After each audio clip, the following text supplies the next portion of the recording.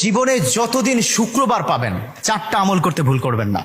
আজকে শুক্রবার না, আমি জানি না 4টা আমল করেছেন কিনা বা করছেন কিনা, আপনারা মিলিয়ে নেবেন। যদি 4টা আমল আজকে না করে থাকেন, আজকে থেকে জীবনে যতদিন শুক্রবার পাবেন 4টি আমল করতে ভুল করবেন না। পারবো তো ইনশাআল্লাহ? ইনশাআল্লাহ। 1, দুরূদ পড়া। আবার বিশ্বনবী দুরূদ সম্পর্কে কত অসাধারণ কথা বলেছেন।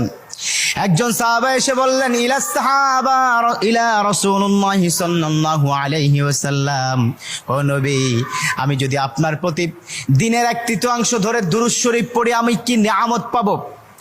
বিশ্বনবী বললেন, তুমি যদি দিনের 1/3 ধরে আমার প্রতি দুরূদ শরীফ পড়ো তোমার জন্য বিশাল উপকার হবে, আরো বাড়িয়ে পড়লে তোমার জন্য আরো ভালো হবে।